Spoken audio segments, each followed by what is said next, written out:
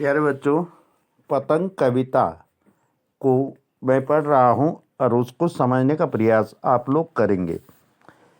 क्या है कविता? सबसे तेज बौछारें गई, भादों गया, सवेरा हुआ।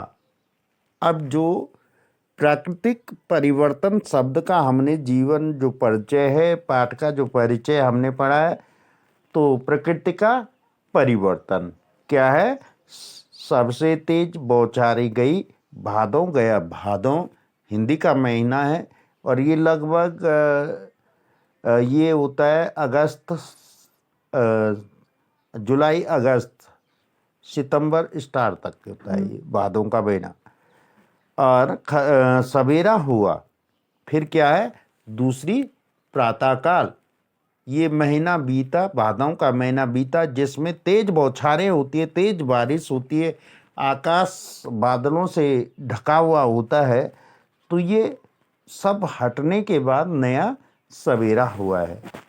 खरगोश की आंखों जैसा लाल सवेरा। खरगोश की आंखें लाल होती हैं और खरगोश की आंखें रात को भी चमकती हैं, लाल चमकती है और दिन को भी लाल दिखाई देती है। तो इसका उदाहरण कवि ने किस पर दिया? खरगोश की आंखों जैसा लाल सवेरा। जो सूर्य है वो खरगोश की आंखों जैसा दिखाई पड़ रहा है। तो ये सवेरा ऐसा प्रतीत हो रहा है, ये प्रातःकाल ऐसा प्रतीत हो रही है। शरद आया पुलों को पार करते हुए। जो शरद ऋतु है, वर्षा ऋतु खत्म हो गई, भाद्रपद खत्म हो गया, अश्विन का महीना आ गया, शरद ऋतु का आगमन हो गया। तो क्या है? शरद आया पुलों को पार करते हुए। जहाँ हम बिंबों की बात कर रहे, तो ये क्या है? दृश्य बिंब, पुलों को पार करते हुए। ठीक है। फिर क्या करे? अपनी नई चमकीली साइकिल तेज चलाते हुए, घंटी बजाते हुए, जोर जोर से। अब क्या हो रहा है? नई चमकीली साइकिल किसके लिए कहा होगा कवि ने? नई चमकीली साइकिल कवि ने नई चमकीली साइकिल तेज चलाते हुए कवि ने सूर्य की जो किरणें हैं वो जो चमक रही हैं वो तेजी से उसको हमारी ओर बढ़ता हुआ प्रतीत हो रहा है। बच्चों को बुलाने के लिए, पतंग उड़ाने के लिए, क्योंकि पतंग उड़ाने का अब उपयुक्त समय आ गया है, उचित समय आ गया है, क्योंकि भादों का महीना बीत गया और भादों के महीने में क्या होता है? तेज बारिश होती है, तेज बौछारें होती है, इसलिए पतंग नहीं उड़ा सकते। तो क्या है? शरद आया पुलों को पार करते हुए, पुल को पार करते हुए। कैसे? सूर्य की किरणों के माध्यम से।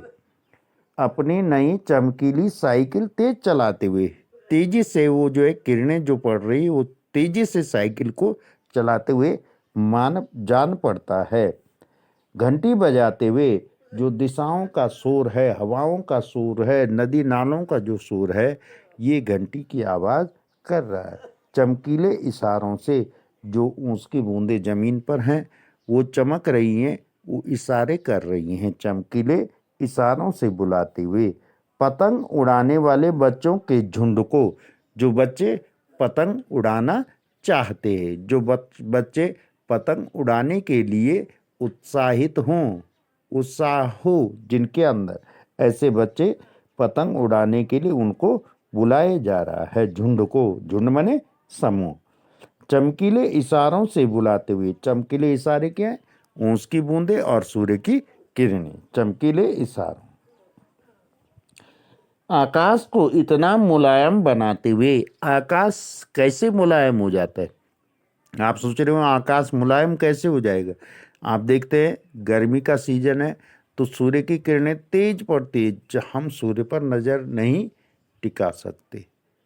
और शरद काल में सूर्य का जो प्रकाश होता है वो कम हो जाता है, इसलिए हम पतंग को अच्छी तरह से उड़ा सकते हैं, आकाश की ओर देख सकते हैं। इसलिए आकाश क्या हो गया? मुलायम हो गया।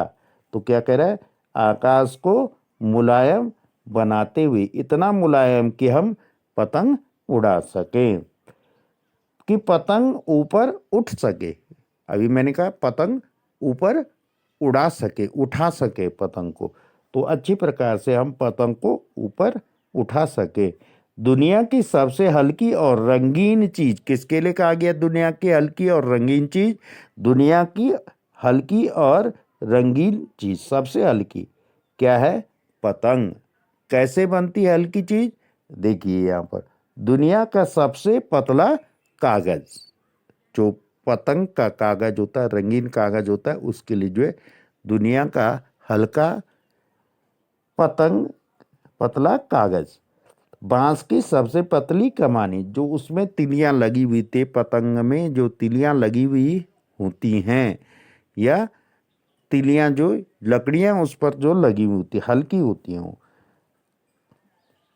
उसको क्या कहा है? कमानी। क्या कहा है उस लकड़ी के लिए? कमानी। कि शुरू हो सके सीटियां, किलकारियां और तितलियों की इतनी नाजुक दुनिया। सीटियां, किलकारियां और तितलियों की नाजुक दुनिया। तो यहाँ पर देख रहे हैं आप, शुरू हो सके कौन सा, क्या खेल? जहां सीटियां, किलकारियां और उमंग, उत्साह, बच्चों के अंदर उत्साह, जोर से शोर कर रहे हैं बच्चे, ऐसा माहौल। और तितलियों की नाजुक दुनिया। तितलियां रंगीन होती है, उड़ती हैं, पतंग रंगीन होती है, उड़ती है, इसलिए तितलियों की नाजुक दुनिया। यहाँ क्या क्या, यहाँ बिंबों का प्रयोग किया गया, तितलियों के जैसे। आ रही बात समझ में? तो ये इसका काव्यांश का अर्थ है।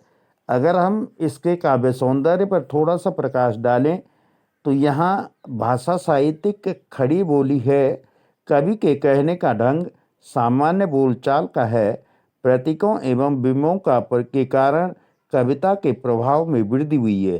प्रतीक और बिंब, मैंने अभी कहा है, लास्ट जो पंक्तियां हैं, तितलियों की नाजुक दुनिया, तो तितलियां किसे माना गया? किसे माना गया है? पतंग को। तो ये है बिंब, ये है प्रतीक। ठीक है। भादों के बाद प्रकृति में शरद ऋतु के आगमन का वर्णन करके कवि ने प्राकृतिक ऋतु परिवर्तन को रेखांकित किया है। ऋतु परिवर्तित को भी दिखाया गया, तेज बौछारें गई, भादों गया, ये ठीक है। सबसे तेज बौछारें गई, भादों गया, और फिर नया सवेरा होना, नई ऋतु का आगमन होना, ये सब इसमें है। आप लोग अगले काव्यांश को मैं अगली बार करूँगा, फिलहाल आप इसको समझने की कोशिश करें। अगला काव्यांश देखिए। जन्म से ही वे लाते हैं, जन्म से ही वे अपने साथ लाते हैं कपास, पृथ्वी घूमती हुई आती है उनके बेचैन पैरों के पास, जब वह दौड़ते हैं बेसुध। तो क्या कह रहा है इन तीन पंक्तियों को देखिए, कि बच्चे जन्म पैदा होने से पहले ही, जन्म से ही, जन्म होने पर वे क्या लाते हैं? अपने साथ कपास लाते हैं। कपास का अभिप्राय ये, कपास की यहाँ पर संज्ञा दी गई, कपास मुलायम होता है और बच्चों का शरीर भी क्या होता है? मुलायम होता है, इसलिए यहाँ इस प्रकार की समानता की गई है। पृथ्वी घूमती हुई आती है उनके बेचैन पैरों के पास। पैर क्या है? बेचैन है, जो स्थिर नहीं है। तो पैर क्या कर रहे? दौड़ रहे हैं, और पृथ्वी उन पैरों को स्पर्श करने के लिए उनकी ओर दौड़ रही तेजी से। तो पृथ्वी घूमती हुई आती है उनके बेचैन पैरों के पास, जब वे दौड़ते हैं बेसुध। कौन दौड़ते हैं? बच्चे, पतंग उड़ाने वाले बच्चे। कैसे दौड़ते? बेसुध। बेसुध माने होता है जिसको अपनी शुद्ध न हो, जिसको अपनी प्रवाह न हो। धूप की उनको कोई चिंता नहीं, भूख प्यास पसीना हो रहा है, फिर भी वो क्या कर रहे हैं? दौड़ रहे हैं। तो वो बेसुध है, केवल उत्साहित है, उमंगित है, तरंगित है। उनको धूप की परवाह नहीं है, भूख की परवाह नहीं है, उनको गिरने की परवाह नहीं है, तो इसलिए बेसुध शब्द का प्रयोग किया गया है। छतों को भी नरम बनाते हुए, जो छतें हैं, छतें अक्सर कठोर होती है, लेकिन जब वो दौड़ते हैं तो उनको दौड़ते हुए ये प्रतीत नहीं हो रहा है कि छत कठोर है, इसलिए छत भी क्या हो जाती है, नरम हो जाती है। छतों को नरम बनाते हुए, दिशाओं को मृदंग की तरह बजाते हुए। अब दिशाएं पूर्व पश्चिम उत्तर दक्षिण चारों ओर वो बच्चे पतंग उड़ाने के लिए दौड़ रहे हैं, और दौड़ने के साथ साथ क्या कर रहे हैं, किलकारियां भर रहे हैं, सीटी बजा रहे हैं, शोर कर रहे हैं, उत्साहित हैं, उमंगित है, तरंगित हैं। तो वो क्या कर रहे हैं, उन दिशाओं को भी मृदंग मने होता है ढोल, उसकी तरह बजाते हुए, आवाज से उसको बजा रहे, जब वो शोर कर रहे हैं, इस बात को कहा गया।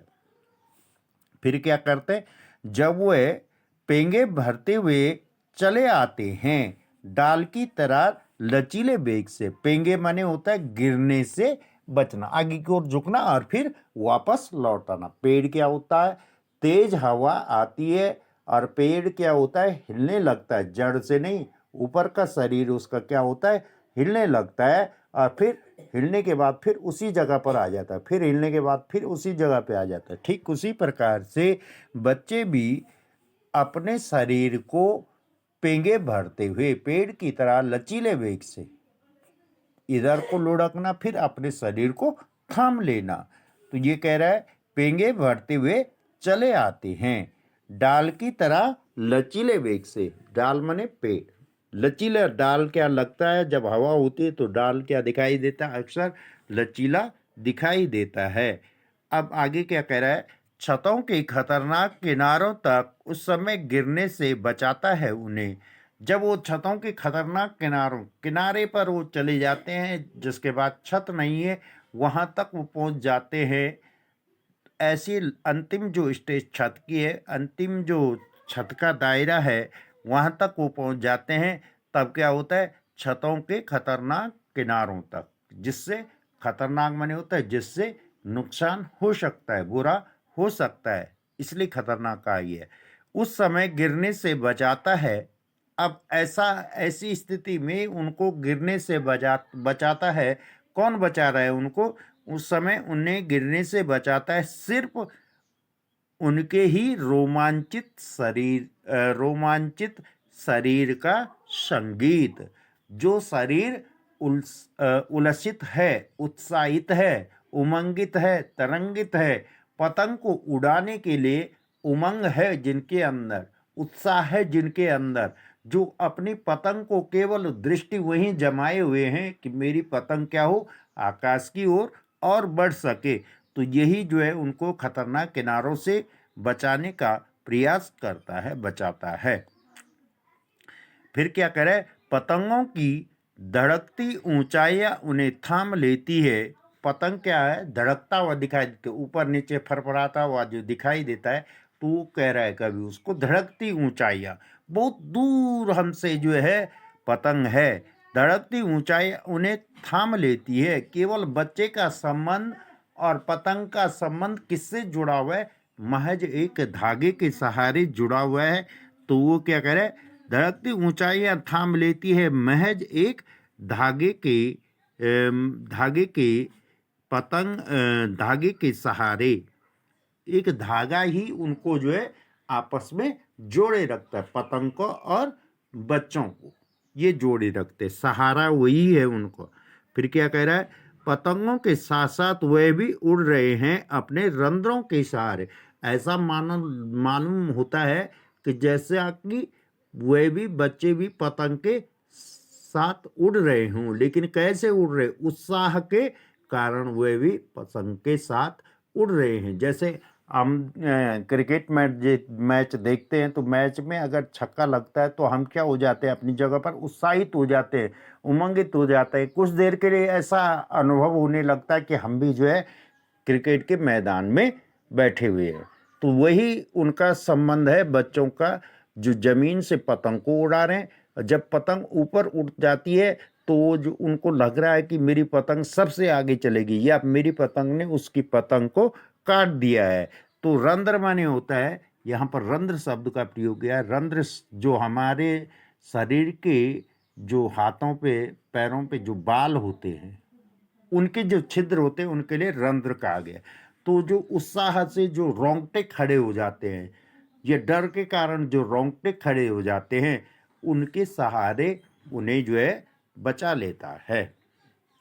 फिर अगर कभी वे गिरते हैं छतों के खतरनाक किनारों से तो क्या हो जाता है, यदि वे पहले तो गिरते नहीं और अगर गिर भी गए किसी कारणवश तो क्या करें, किनारों से और बच जाते हैं, गिरने के बाद बच जाते हैं, तब क्या होता है, और भी निडर होकर सुनहले सूरज के सामने आ जाते हैं। निडर माने आत्मविश्वास, बिना भय के, निर्भीकता के साथ वे सूरज के सामने, कैसे सूरज के सामने, सुनहले सोने के समान जो सूरज की किरणें जो सूर्य दिखाई दे रहा है उसके सामने आती हैं। पृथ्वी और भी तेज घूमती हुई आती है उनके बेचैन पैरों के पास। फिर पृथ्वी क्या है, बच्चे जब तेजी से दौड़ रहे हैं तो पृथ्वी भी तेजी से उनकी ओर भाग रही है और ऐसा मालूम होता है कि पृथ्वी तेजी से घूमती उनके बेचैन पैरों के पास, जो स्थिर नहीं है, जो चलायमान है। कौन? बच्चों के पैर। उन पैरों को स्पर्श करने के लिए पृथ्वी तेजी से घूमती हुई आती है। अब मैंने जो इस चैप्टर का है, पतंग का है, वो मैंने क्या कर रखा है, अपलोड कर रखा है, पहले ही अपलोड कर रखा है। तो आप इसके क्वेश्चन आंसर जो हैं वो अर्धग्रंथ जो है वो मैंने पहले दे रखे हैं, उसको भी कंप्लीट करेंगे। इसके बाद मैं बाजार दर्शन पढ़ाऊँगा और फिर उस चैप्टर के क्वेश्चन आंसर आपको दिए जाएंगे। Thank you.